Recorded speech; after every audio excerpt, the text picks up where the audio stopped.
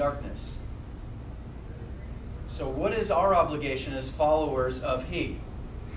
We share the He so the them can follow the He and not walk in darkness, correct? It's not the you and the way you get it, it's the He. Follow Him, right? And so when people follow us, hopefully they're following us in the following of He, therefore we can be. Okay. So, he who follows me shall not walk in darkness. Jesus is saying, listen, me as I am, but shall have the light of life. The Pharisees, right, they just got an absolute hammering stick on the whole accountability thing, right? The Pharisees therefore said to him, you are bearing witness of yourself. Your witness is not true. And so they're like, wait a minute, Jesus, we've got you. There is not a soul on this planet that's going to look at you and say they agree with your statement here that you are the light of the world. No one could possibly agree with you, therefore you are a witness unto your own. Right? He also recognizes, we brought up Genesis here, as in the beginning, who created the heavens and the earth? What's the word? The original language. Elohim. Elohim is a plurality. Right? So Jesus is saying, or God is saying, we. We also back that up with Colossians 1:15, where Jesus says, I created it all. I sustain it all. Everything that is because of me. There was nothing that is without me. I created it all. So Jesus, somehow God, Elohim, creates the heavens and the earth, but somehow Jesus says, no, I did. So certainly when you look into the Hebrew forming of it, Elohim is the plurality. We, right, because the Spirit was hovering over the waters. You have God, you have the Spirit, and you have Jesus all having this conversation, and we call it the planet. And Jesus saying that He is the light also is doing that same thing there. Because in the Bible it also talks about God being light. In 1 John 1:5, it says, this is the message we have heard from Him and declare to you, God is light, in Him there is no darkness at all. Yeah. So He was calling Himself God as well, like He did. Yeah, there's no doubt. He's going to start laying it on pretty thick here soon, and the congregation's just going to start getting thin. Right? And you always have to remind yourself, if you were sitting in Chick-fil-A and Jesus walked in and talked like this, what would you do? Eat chicken. You would say, prove it? I would be like, listen, this guy's nuts. We need to call somebody. He's ruining my Chick-fil-A sandwich. And I don't even feel like eating right now. Serious, because it would be absolutely ridiculous. So you can't hammer the Pharisees.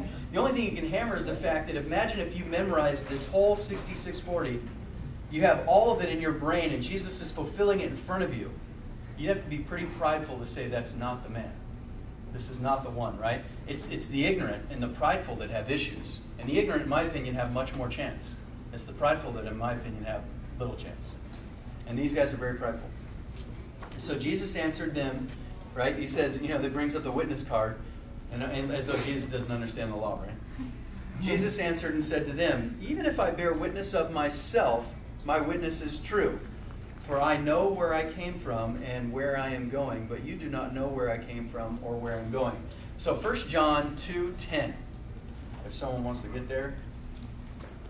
10 and 11.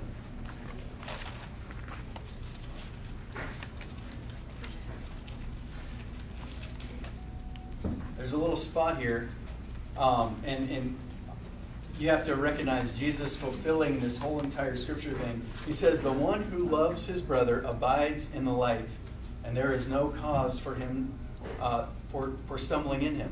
But the one who hates his brother is in the darkness and walks in the darkness and does not know where he is going, because the darkness has blinded his eyes. So Jesus is saying, he's already beat the heck out of him, saying, listen, you guys are blind.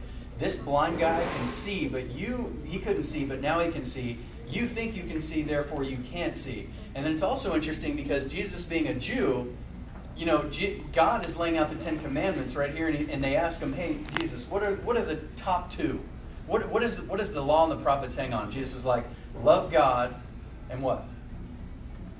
Love your neighbor, right? Anybody can love their friend, but imagine Jesus being a Jew. He's a brother. He can trace his lineage back through Mary and all these different things and through Joseph.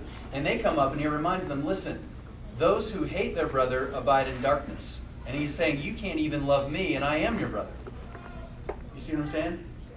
And so Jesus is coming up and saying these words. And so when you read 1 John 2:10, you kind of get a little more of this picture how Jesus is reminding them of where they are. He's, listen, I know exactly where I'm going, and I know where I came from, right? You have no idea where he came from. And if they had studied the scriptures and understood the signs of the times and all those things, which Jesus brings up to them, they would have clearly known.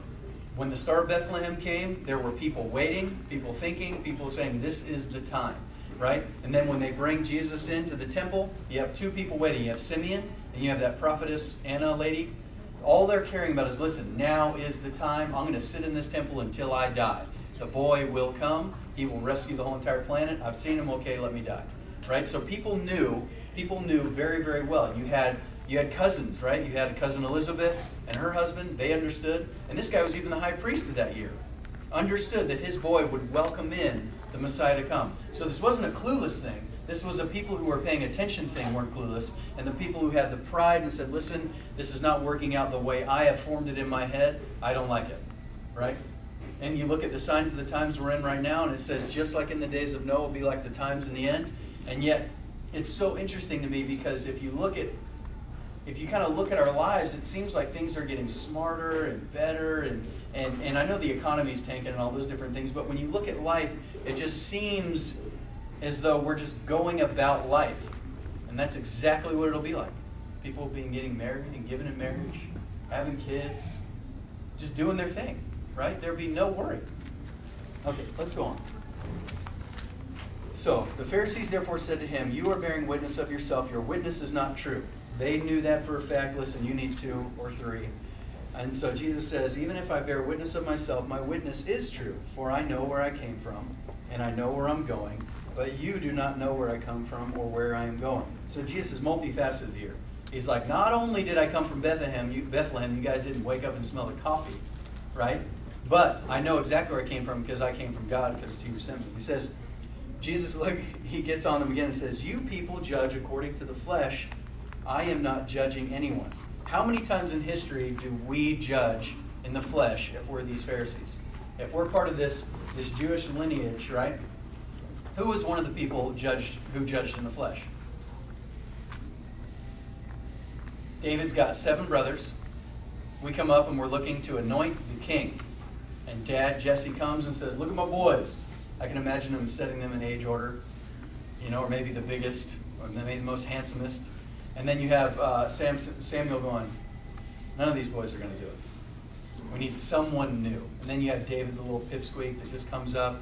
He's out feeding sheep, doing dumb things like that, right? And yet he comes up and somehow gets anointed, and you can just imagine how horrible that would have been for 7 brothers because they would beat you up every day. But anyway, we judged in the flesh there. You can name 1,000 times where we judge in the flesh. That's what we do. This guy is more handsome. This girl is better. They're smarter, the way they dress. This whole entire thing, we judge in the flesh, and we don't judge the heart. God judges the heart of a condition. When we pick Saul to be king of Israel, I think the first king? Yes. First king. Right? What did we do?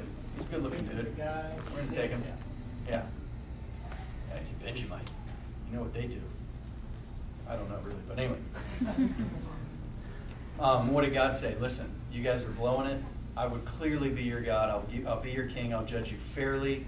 I'll be absolutely perfect for you. And if you choose this guy, he's gonna be horrible. And what did he do? He was horrible. He's also kind of a chicken. Saul a man after God's heart, though, in the beginning? Wasn't he loyal to God in the beginning? Kinda. I mean, his first debut was horrible. He hid in the luggage. He got chosen, and he hid in the luggage area. I don't know how they had like a luggage area, but then that's what it says.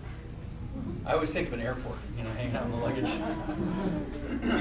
Anyway, yeah. I mean, you can triumph over your stuff, and God, in your weakness, God's made strong. So I mean, there's probably times where he shined, Anyway, nonetheless, he was the correct guy. So you people judge according to the flesh. I am not.